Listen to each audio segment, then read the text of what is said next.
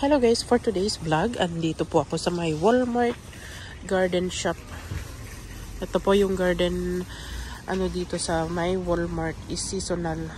So ngayon bali naglabasan na naman yung mga pananim nila hanggang sa mag-e-end yung season. So ito po yung mga konting mga display nila for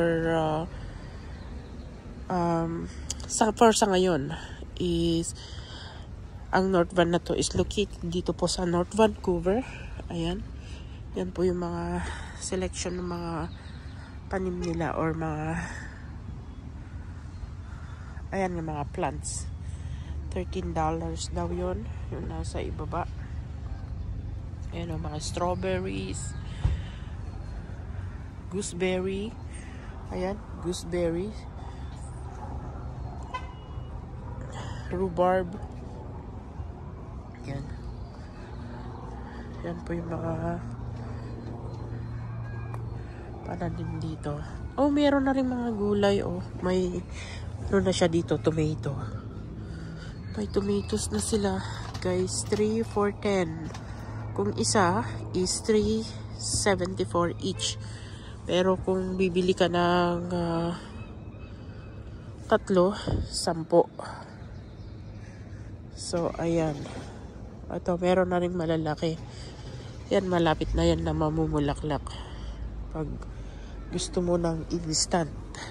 Ayan, dito rin. Meron din dito, oh.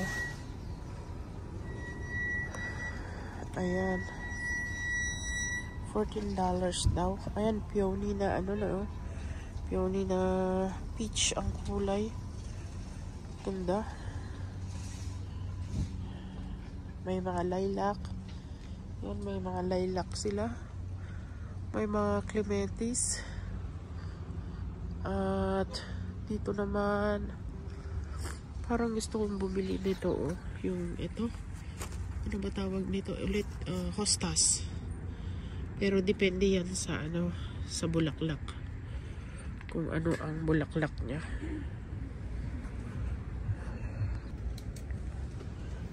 Ayan. Ito yung inaabangan ko guys na mag-sale, oh. Meron na akong dalawang ganito, yung bleeding, hearts. Meron na akong puti tsaka pink, pero gusto ko pang kumuha. Ayan, maganda kasi yan pagka talaga, namulaklak. Ayan. Kita nyo naman, maganda. Ayan. May mga roses din sila dito. Malalaki yung puno ng roses. Ayan, oh, $18. Pero mukhang hindi ako palaki ng roses. Lahat ng binili ko dito, namatay. After. Eto ron, oh. Fuchsia ba to? Yan, fuchsia siya, oh. For $12. So, that's not bad. Ito rin, oh, pang center, siya. Pang center pag gusto mong mag-design. Ayan. Pwede yan. Kalimutan ko anong pangalan ng grass na yan. Ito, mga strawberries. Tomatoes. Hindi ko alam ba ng pangalan ng blue na yan. At saka, mums ata yan. Ayan, oh. Ganda. Purple, ang healthy, $19 guys. Yung isang malaking ayan, $19 siya. Ito naman yung hydrangea nila. Magkano to? Sorry guys sa aking boses dahil ako po ay may sipon.